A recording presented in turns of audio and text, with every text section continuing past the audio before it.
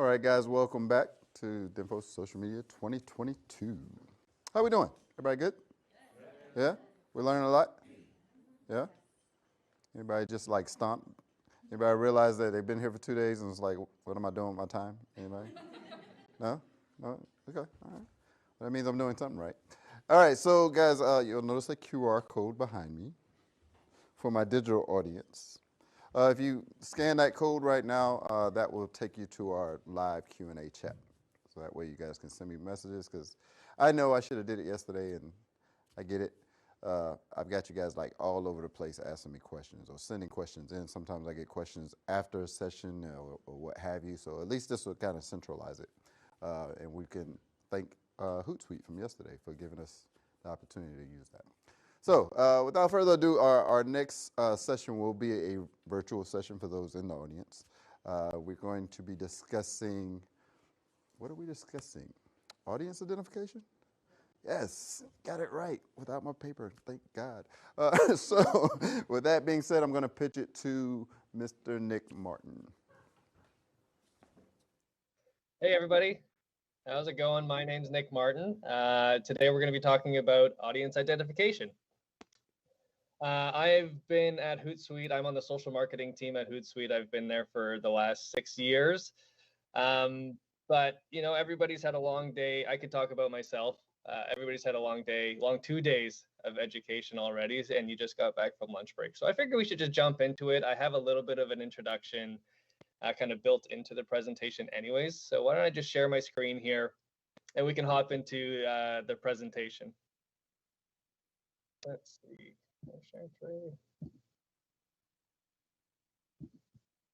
All right.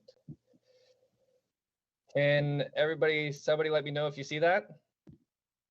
Looks like you can see it. Okay, cool. So as I was saying, I'm Nick Martin. I'll be leading today's session on social media audience identification, aka how to find your people online.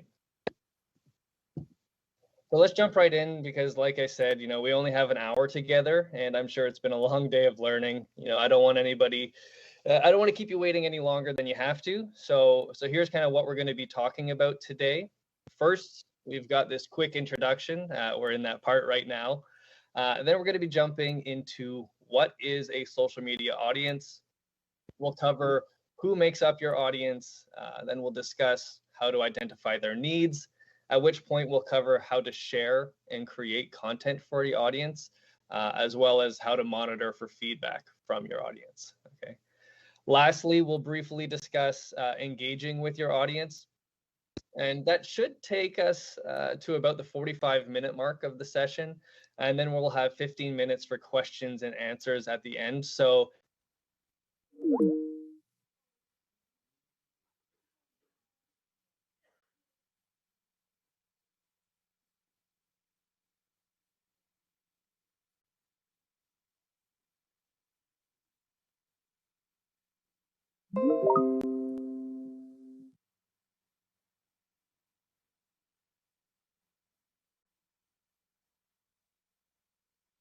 now, since I came out of university pretty much, and I've worked with brands and accounts of all sizes, both public and private.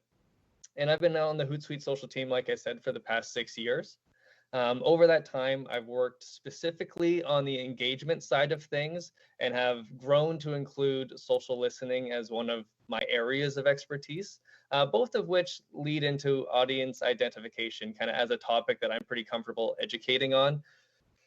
So why don't we just get started right away with the learning side of things and answer the first question, which is, what is a social media audience? Okay. And I do want to mention that a few of these tips may seem elementary or introductory, but the kind of way I've built this presentation is as a 100 level introduction to audience identification on social, with some higher level tactics kind of added in later on. So do bear with me. So anyways, what is a social media audience? Well, the Hootsuite definition is a social media audience is the specific group of people that you want to reach with your social channels. Okay. These are the people that are most likely to be interested in your content or products or services. They are likely united by some common characteristics like demographics and behaviors. Now, in the majority of everybody kind of sitting in the studio or tuning in today, majority of your cases, it's going to be the content that your audience is most interested in. Okay, since the military, you're not exactly offering up products or services to people. So just keep that in mind, that it's going to be the content that your audience will most likely be interested in. Also, from here on out, we're going to be calling your audience the target audience. And that's because those are the people that are specifically we want to be talking to and sharing content with. It's not just the broad audience that is all of social media. All right. So identifying your audience is going to be all about narrowing down your definition of who it is that you're speaking to. Okay. Now, a social media target audience will do a few things for you that will help you identify who they are. And they're also going to do a few things that will help differentiate themselves from that broader group that is the rest of the social networks users. Okay. Specifically, they will be actively following your account. They're going to like hit follow. They'll read your posts. They're going to want to, they're going to click your links. They'll share your content. They will engage in conversations with you, and they're going to provide UGC, which, if anybody doesn't know, that's user generated content that you can potentially use on your own channels and more. Okay. So long story short, they're the people who are taking an active interest in the post that you share, and they're the ones who want to be a part of your online community. Okay. So now that we know a little bit of what a social media target audience is, let's chat about who exactly makes up the military's social media target audience. Now, before we do get started into this section of the presentation, I'd like everyone to take a moment and stop and think about the military's target audience and who is it made up of, or your area's target audience, right? It doesn't have to be specific individuals, but it should be specific groups of people. Okay, so to get you started, one example would be, let's say, like reporters. Okay, reporters would be that group of people who would fall into the target audience. So take a moment, come up with as many ideas as you can over the next 30 seconds, let's say starting now. Write them down in your notepad or in your notes app. And I will say, don't worry, there won't be a quiz. All right, this is just an exercise to kind of get your brain working or on answering this question, so that when you do eventually step into the role where you'll be needing to identify an audience online, you're going to have that kind of head start. Okay. So that's probably enough time, right? Let's jump into who I think the target audience is. But I do have kind of one note before we get there.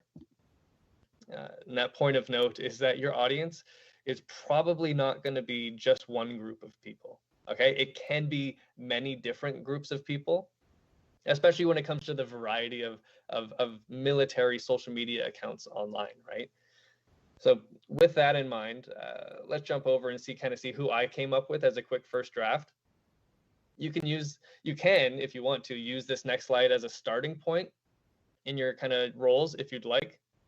Although I do admit that I don't know how accurate or inaccurate it is. All right. So here's the list of target audiences that I came up with. Let's see, do you notice any similarities maybe between the list that you had in your head and the list that I've come up with?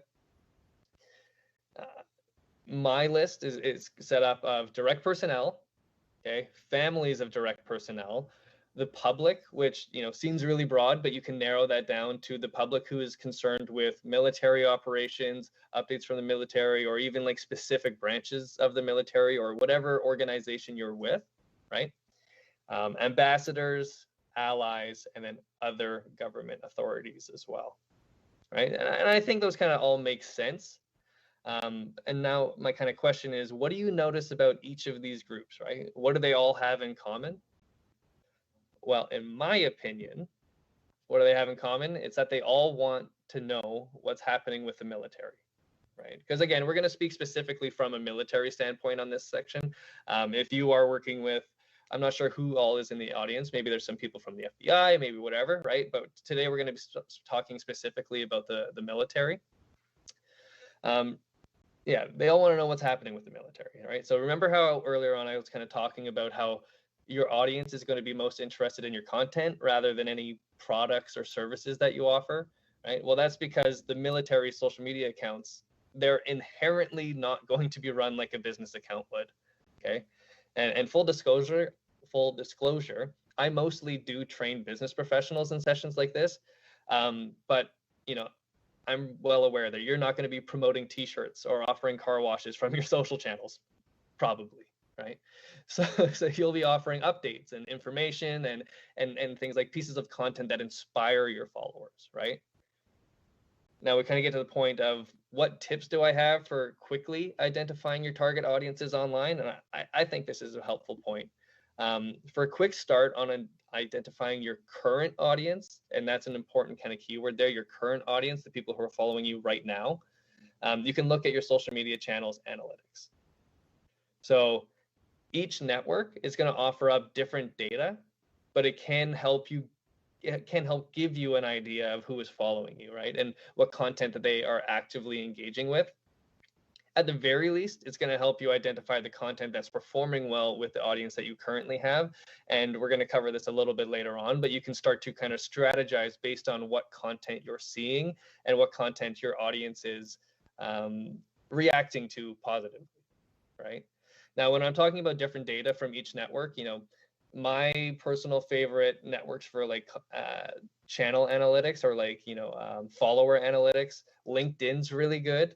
They can tell you if you go into your channel and look at the analytics, you can look at like where people are engaging from, what is their location, what are their roles for the most part, right? And it'll be like broad roles. This person works from Hootsuite, I see lots of marketers following our page.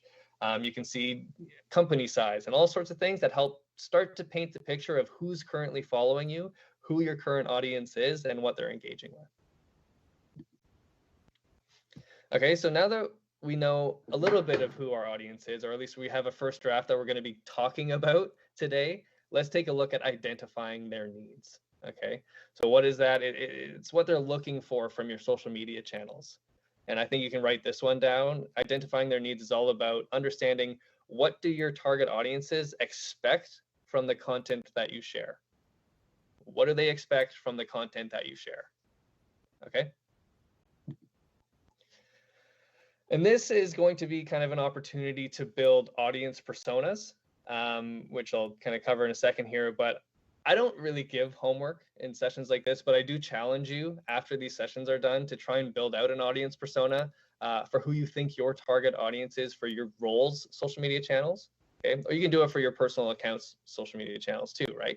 But because keep in mind, every social media channel, big or small, does have a target audience. And that target audience can be turned into an audience persona, which we're going to cover in a second here. But so whether you're working on the field reporting side of things, you're in strat comms or whatever, and you're going to be sharing from your personal account maybe, or whether you're going to be stepping in and taking over for one of the big accounts like at US Army, you're going to be taking over those social media handles. Either way, you're going to have target audiences that you're going to want to understand as best as you can, and that's where personas come in, and they become very helpful. So what is an audience persona? Hootsuite's definition: an audience persona is a detailed description of someone who represents your target audience. Okay, I think that kind of makes sense. This persona they're fictional, but they're based on deep research of your existing and desired audience. Okay, so you can't get to know realistically every audience member, everybody that follows you. You can't get to know them individually, but you can create kind of an audience persona that represents that follower base, okay, or that target audience. So with that being said, since different types of groups may want to kind of consume your content differently from your channels, right, you might need to create more than one audience persona. And since we've already in this situation, in this session, we've kind of come up with 5 or 6 different groups, you would be, in this case, developing multiple audience personas, okay?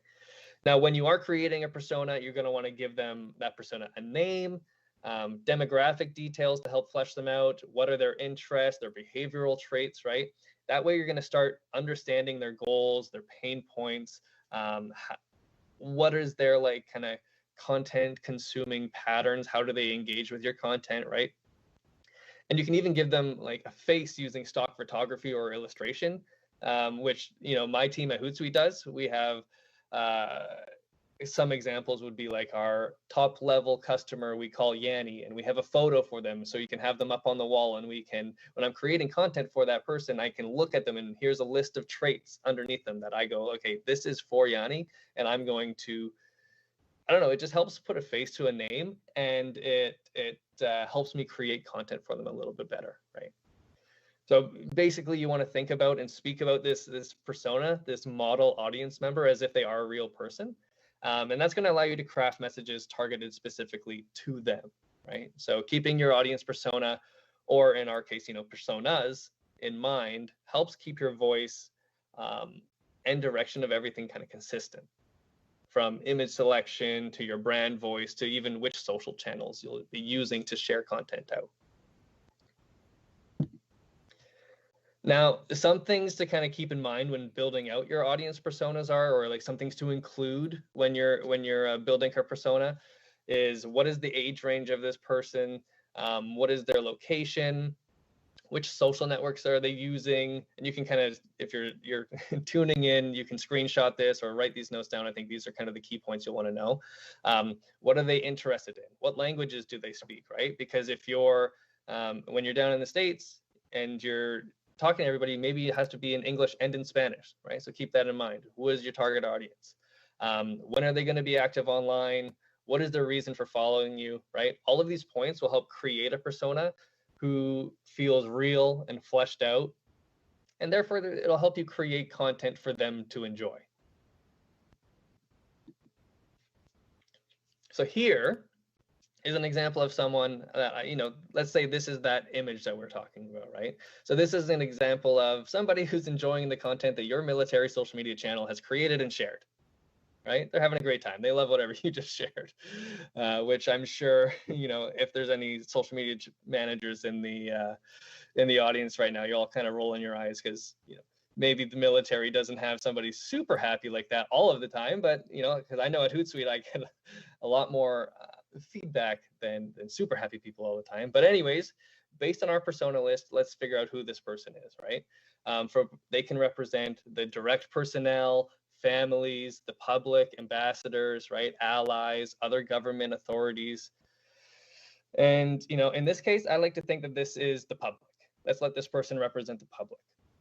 Okay, so, and of course, we're going to have a full demographic set created for them. So, which is, again, age range, where they live, what content they're interested in, what networks that they want to see our content on, and where they choose to, why they choose to follow us, right? So let's build that out right now. Let's just say that this person, this persona, their age range is 20 to 65, because we know maybe that the teenage demographic doesn't quite interact with military content quite yet.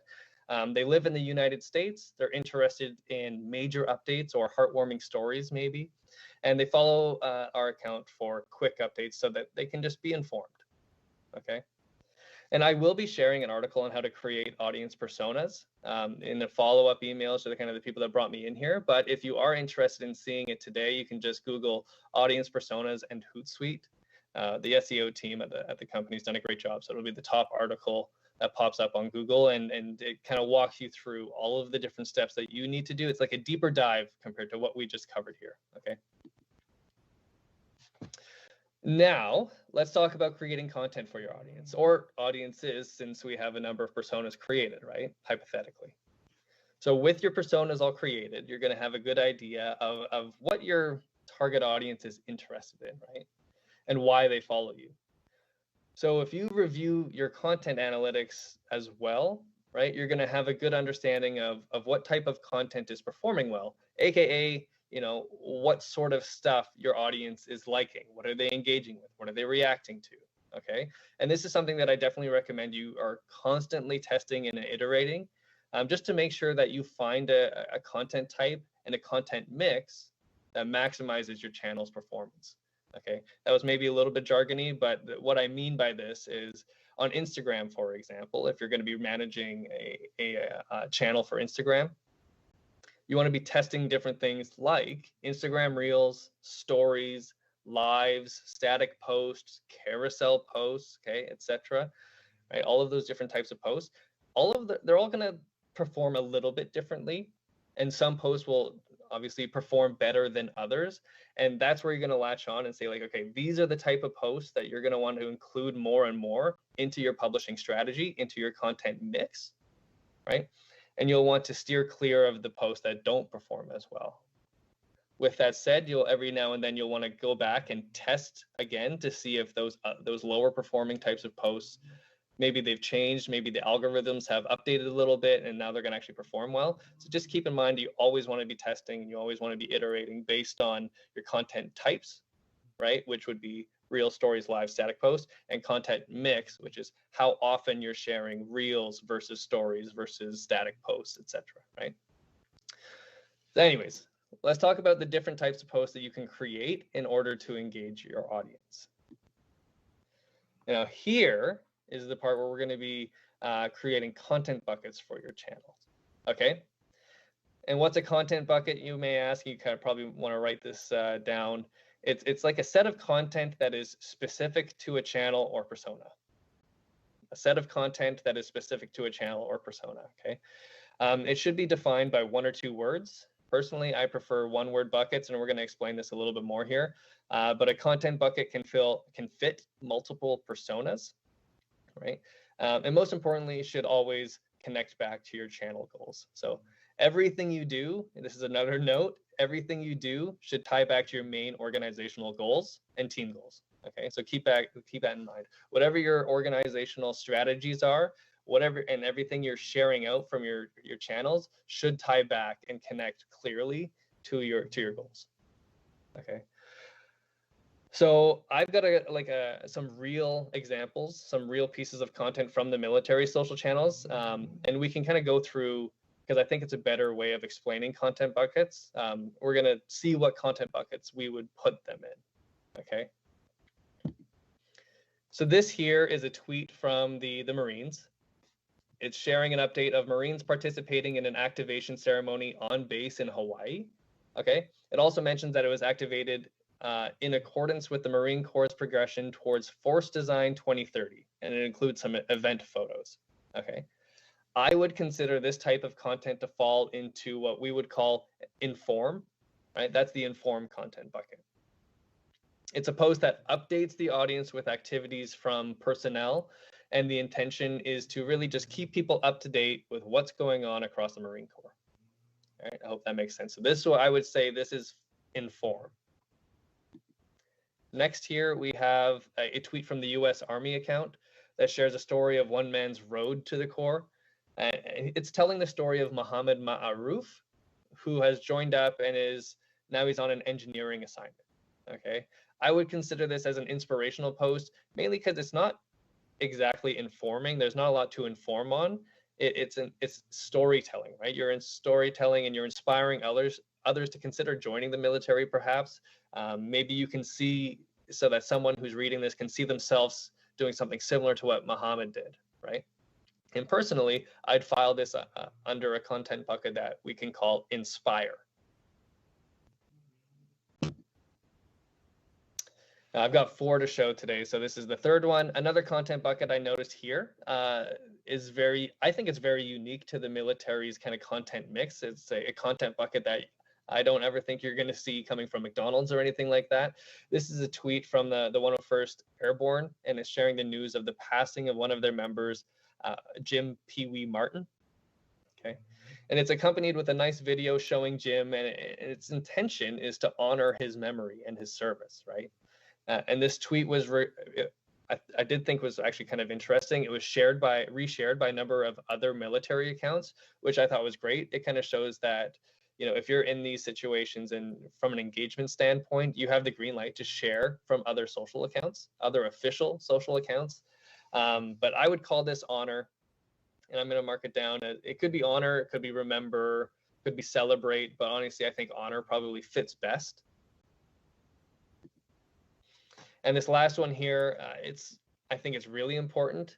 because you're going to be reaching so many people with your posts on social media, it really only makes sense to share some promotional updates, right? So in this case, the Air Force Materiel Command, they're sharing news about their world-class athlete program, right, with additional details on the program. And I thought it's interesting for like your broader audience, but it's also potentially very interesting to high-level athletes who are considering joining the military. Okay, this could be their opportunity to serve their country and still remain a top competitor in their sport of choice, right? And that's where the promote content bucket will be key, because it can help, potentially recruit more people, depending on whatever your goals are, of course, right? So those are the 4 kind of content buckets that I identified while reading through a couple different military social media channels. Now, this next part, I want to run a little bit of a quick challenge to see if you have that understanding of what content buckets are, and see if you can figure out which of those 4 buckets these next tweets fall under. Okay, so here they are. Now, reminder that the content buckets that we identified are inform, inspire, honor, and promote. Okay, so read these tweets, think about which bucket they'll fall under, and I'll give everybody kind of a couple seconds here to digest the tweets and think which one they'll fit under. Okay, that's probably enough time. After reading the tweets, I think probably many of you would agree that they would both fall under the inform content bucket. Okay, and here's why. The first tweet on the left is the Air Force, and they're sharing an update about an upcoming change to the Active Guard and Reserve program with a link to learn more. Okay, they're informing their audience of that specific change. Inform. It's not, and I will add, it's not honoring anybody necessarily. It's not promoting anything, right? You're not trying to get anything from people. You're just informing them on it, right? And the tweet on the right, okay, that's also from the Air Force. It's sharing how General C.Q. Brown Jr. is leading change in the Air Force with their 4 action orders, focusing on airmen, bureaucracy, competition, and design implementation, which I love the ABCD. That's just great. With a link to learn more as well. In my opinion, that's just clearly inform. It's directing to like a press release almost. Okay, so where people can learn more. What does it mean with this new plan? Okay. Awesome. That's creating content for your audience and how to kind of make use of content buckets to help you stay on brand and on message while doing so. So let's hop over to this next part here, which is monitoring for feedback. Okay. So we've created content for our audience now in this situation.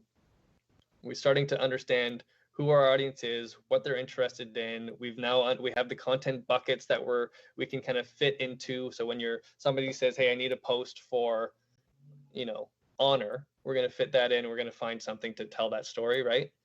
Now it's time to start monitoring for feedback. You're creating content for your audience.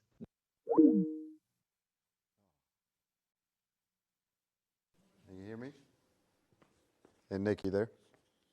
Yeah, I'm there. Okay. Good to go. Awesome. Okay, I'm going to reshare my slides there. A little bit of a technical difficulty. I'm going to reshare my slides. Let's hop back into it. Awesome. Sorry about that, everybody. And let's go back one slide just to make sure that we're kind of here. So this is where we ended up, I believe, monitoring for feedback. So we've created content for our audience. It's time to start monitoring for feedback. How active you are with this will all depend on how many actions can be taken based on the feedback that you receive from your audience. Now, I would imagine that a lot of the feedback that civilians send to the military social media channels, probably not very actionable, but nevertheless, I want to show you why you should do it and maybe how you can do it. Okay, so let's dive in here. Okay, so why should you monitor for feedback from your audience?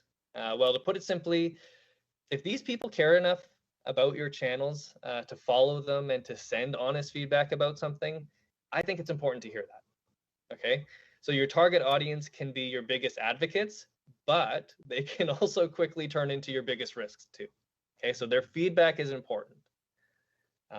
On top of that, it also provides an opportunity for you or your strategies to improve. It can be a quick way to find out what isn't working for your audience, and it helps you understand your audience's needs better as well, okay?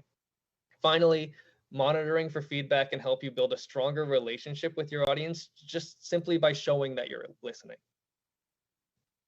Cool. Now, where should you be monitoring for feedback? There's 4 spots that I typically go for this. You're going to be looking in your account's mentions, in your direct messages, in a custom search query that you can set up, and then in analytics, okay? So the first 3 points are for direct feedback, mentions, DMs, and search queries. That's where someone's going to share a post on social media so that you can receive that feedback directly from them, okay? And it usually looks like someone's replying to you saying like, hey, what's the deal with this? You know, I don't like it and here's why. Okay, it provides an opportunity for you to take that feedback and potentially action on it. And at the very least, if you're monitoring your social channels for feedback, you can see that and you can be aware of that feedback. Okay.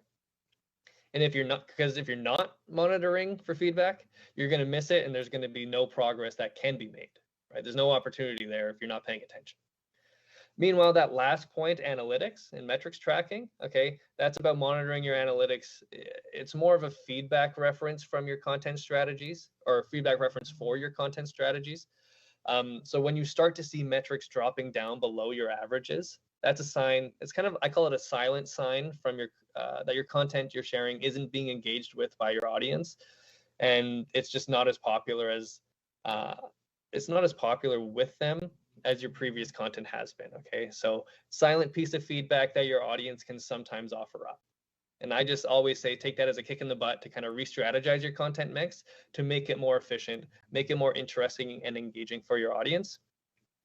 Plus, make note of it as you're going. That way you have the data to back your decision if you ever have to present it to a higher up, right? I am a huge supporter and huge believer in data-backed decision-making, and this is one of those areas that you can make that decisions.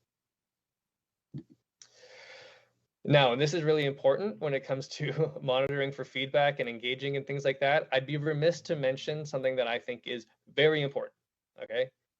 It's understanding the difference between trolls on social media and individuals from your target audiences that are upset and have real feedback, okay?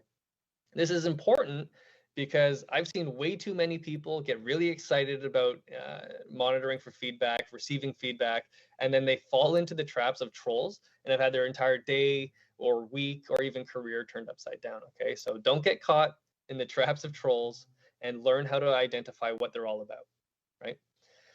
So the main things that you need to know is that they're just online trolls, they're just online bullies, okay? Their goal is to either upset you or your customers or audience or whoever else, and they want to cause chaos, right? They're going to make outrageous claims, spread misinformation in your replies and comment sections, and they're going to do it incessantly too, from my experience, and it just is the worst. And that's just, you know, but that's one side of things. And on the other side of things, there's upset individuals, okay?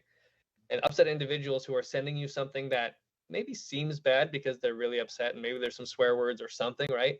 But it really is real feedback and valuable feedback. They're typically going to be part of your target audience.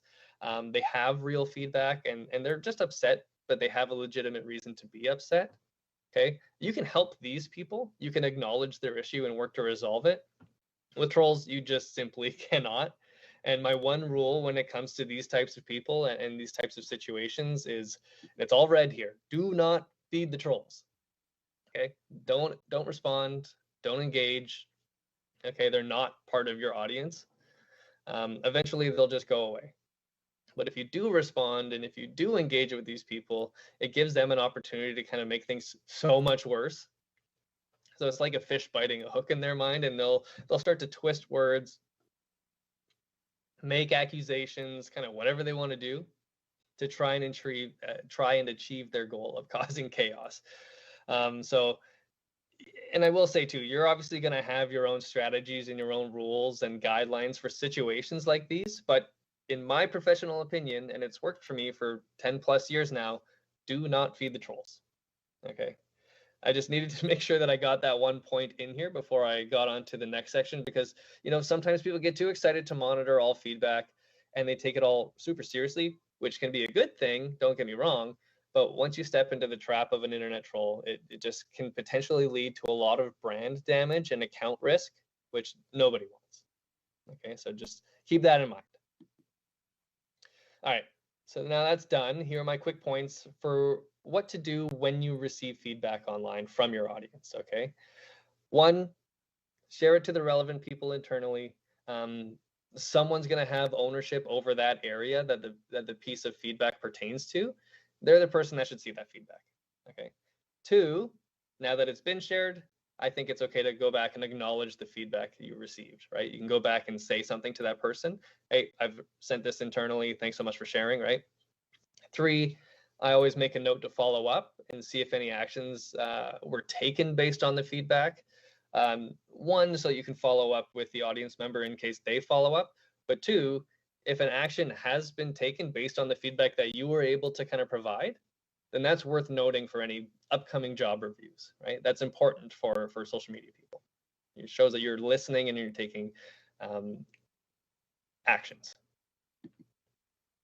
So here, you know, this is an example of when I received a piece of feedback on social media. It was about a webinar we were running and how the chat feature was turned off unexpectedly. You can see that the individual mentioned us and shared their feedback directly to the Hootsuite account. Honestly, I think that's how you're going to receive most of your feedback online if you are receiving any. But once I read the post, decided that, yes, okay, this is a legitimate piece of feedback, not somebody trying to trick me or anything like that, no trolls. I shared it with the webinar team, who let me know that they're going to look into it, get to the bottom of why that happened. Okay. And then I was able, after that, I was able to go back to the individual, acknowledge their post so that they felt seen, right? I then made a note to check in with the webinar team to see if they were able to get to the bottom of the problem at a later date, right? Easy peasy. Those are kind of the tracks that I would recommend doing. So as I was saying, most feedback in your mentions, well, there's going to appear in your mentions or your direct messages, but sometimes people want to complain about your work or your brand or whatever is going on, and they're not going to directly tag you. So you'll have to set up search queries to discover kind of what people are saying about your account or brand or whatever. Maybe there's a code name that you want to be keeping track of, right? And I can run through that, some of my favorite tips for doing that here. So you can create search queries in pretty much every social network. I find that the most useful search queries typically do come through Twitter.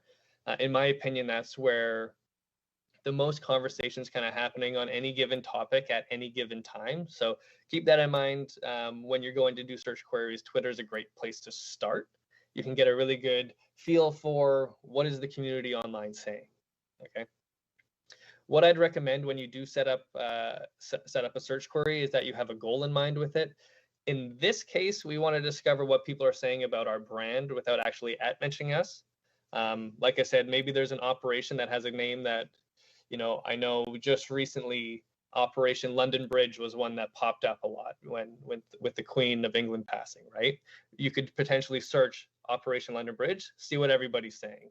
Now, if there's a military operation or something similar, you could do that as well. See what people are saying about it if it's been made public, right? Anyways, what you want to do in this case is create a search that includes your handle, right, without the as well as some common misspellings. So personally, when I do this, I look up the words Hootsuite or Hootsuite, right? People forget the E on the brand, or Hotsuite. You get the picture, okay? To build on that, you can include some common keywords or phrases that appear in feedback posts, things like help, please, why, some other ones, how come, things like that, assistance, right? And lastly, if you're using any marketing tools to kind of go to that next level of social media listening, you can filter specifically for like negative sentiment. That's something I would definitely recommend you watch out for. Now we can capture all of the negative sentiment around our brand or around the keywords that we think are relevant to the search, right? That way you can just pick and choose and filter out and pass them on to the right people if you need to. Flag them for the higher ups, right? Cool. Now let's talk about engaging with your audience quickly. And I say quickly, this is the final section of my presentation today, and we will be getting to questions and answers shortly here.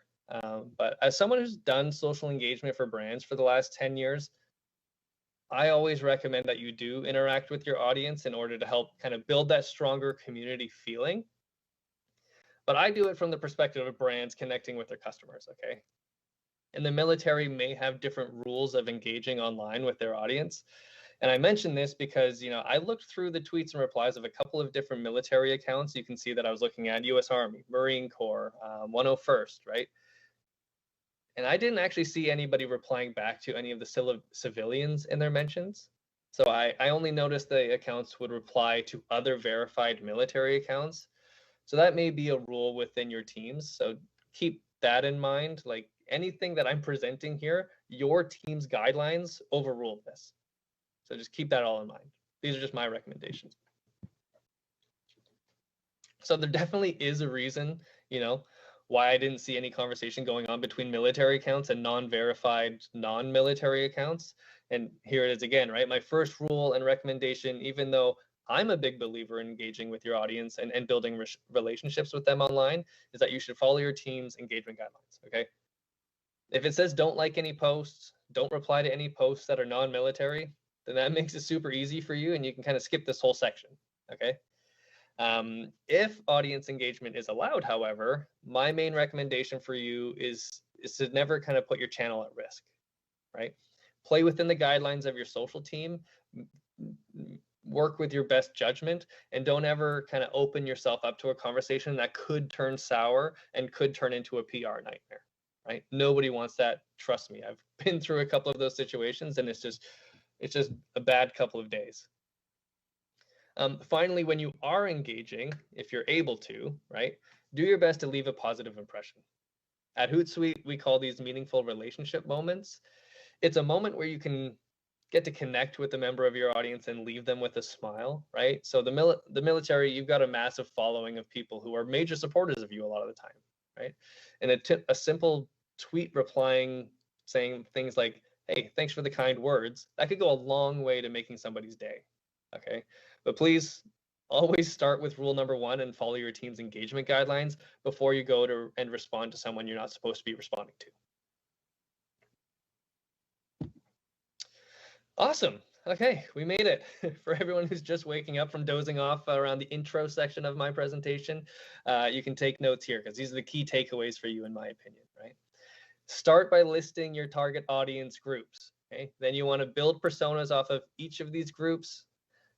Figure out what your content buckets are so that you can create appropriate content for your audiences, for those personas that you did create. This is a big one. Test different content types within your networks, okay? Like, again, the example was reels versus stories versus lives versus static posts, etc., right? We want to make sure that we're creating content that's actually interesting for your audience and engaging for your audience, okay? You put in lots of hours making something incredible, but if it's a type of post that your audience doesn't really like, then you just wasted a whole lot of hours. Okay. And then make sure you're monitoring for feedback from your audience, because really, what's the point of all of this? What's the point of knowing and identifying your audience if you're not going to listen to their feedback when they share it? Okay. Thank you very much for your time. This was awesome. I don't know how much time we do or do not have left, but let's move into the Q&A portion of the session and work through as many questions as we can, if there are any. Awesome. Do we have any questions from the studio? If so, make sure you're approaching the microphones to the left and right.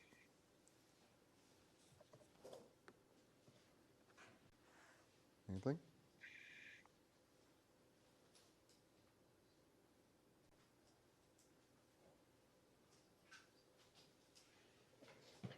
Sounds like I covered everything.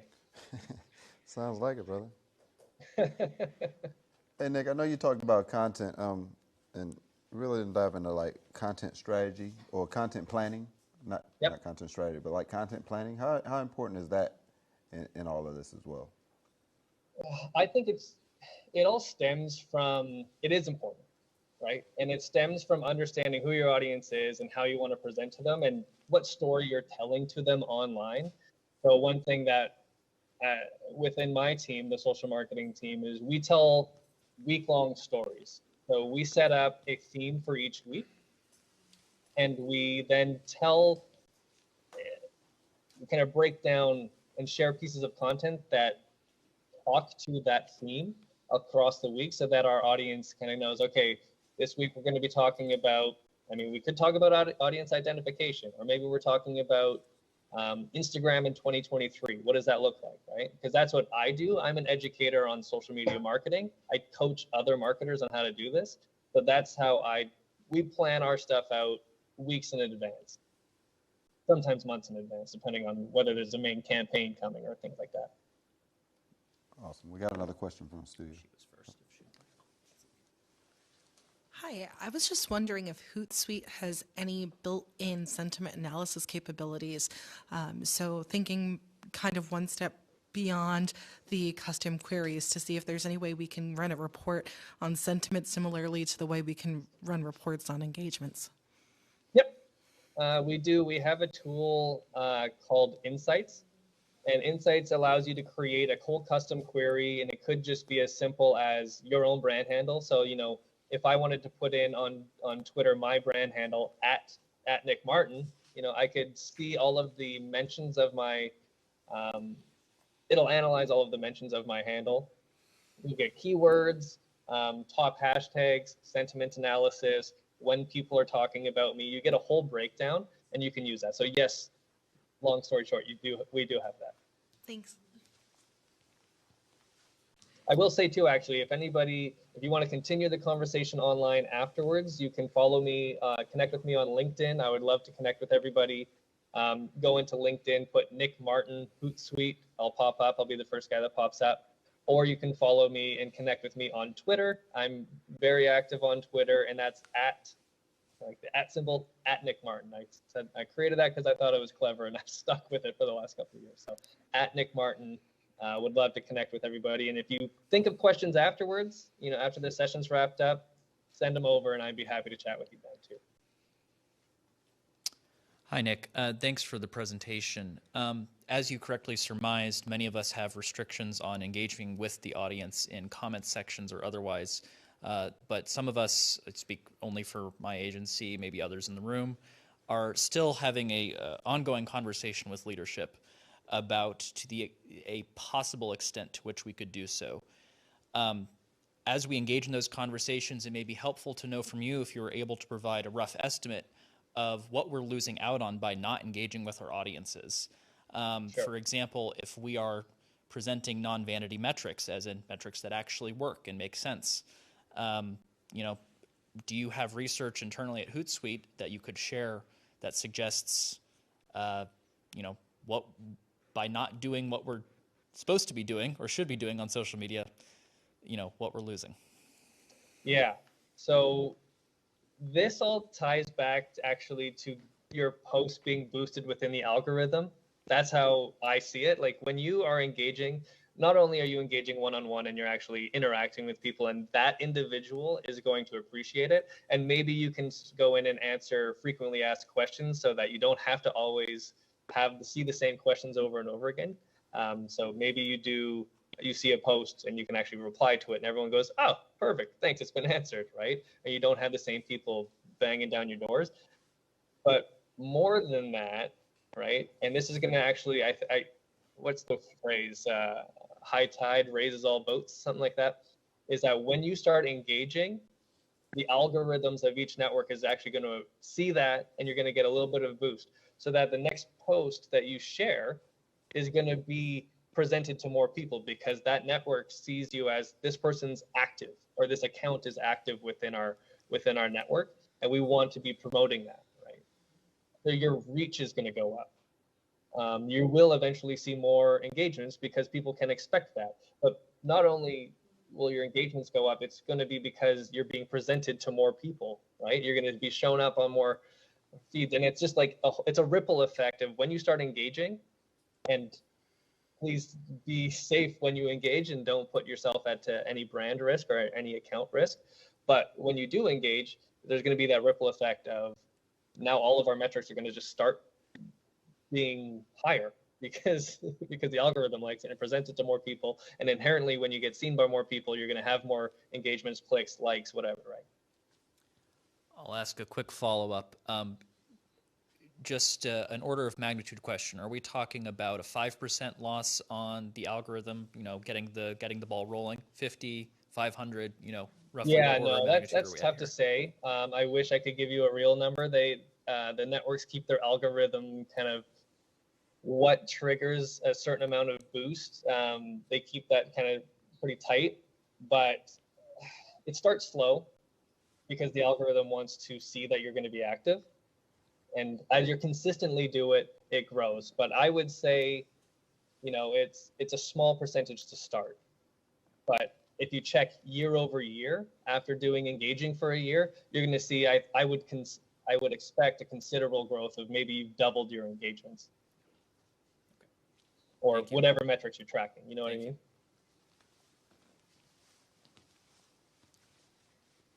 Hi, Nick. So currently my team is working on restructuring our social media strategy. And something that kind of came up during it is that our target audience doesn't align with our current audience. And so I was wondering if you had any tips or things to consider that will help us not only aim to gain our new target audience, but won't also alienate our current audience. Sure. That's a great question. And one of the things I would recommend, it's kind of tough. One thing you would need to do, a free thing you can do, because there's lots of things that you can do to spend money to connect with those people, right? You can create a paid campaign, set up a custom audience that is your ideal audience and target them with your posts. Okay, you can do that, but I know realistically not everybody has budget to do something like that. So free, what you can do is you can start looking at keywords and setting up search queries that your ideal audience uses. For me, I look at just the phrase social media managers, and then I go in with the brand account and I engage with them, those people, so that I can become more and more like ingrained into that community, because that's what it is. It's a community, right? Now, for you, I would set up whatever keyword your ideal audience is using. How do you not alienate your current audience? I think it's just a slow transition of what your content mix is. So right now if you don't want to alienate them, you don't want to do an abrupt change, right? You have to start slowly adding in new things that will fit your ideal audience, this next audience that you're working to reach. But you still need to kind of connect and share stuff that your current audience is appreciating. Does that make sense? Yeah, that does. Thank you very much. Yeah, thank you for the question. Any further questions? All right, guys. Nick, that was a great presentation, brother. I appreciate you dialing in. Sorry about the little hiccup that we had. Yeah, all right. It's that's the life that we live now with these virtual calls. Yeah, exactly. Well, again, thanks for tuning in. Thanks for joining us, Nick, and we appreciate it, man. I'll be in touch. Yeah, thank you so much. It was so nice to chat with everybody. And again, connect with me online if you want to chat more. Thank you so much. Awesome. All right, guys. We're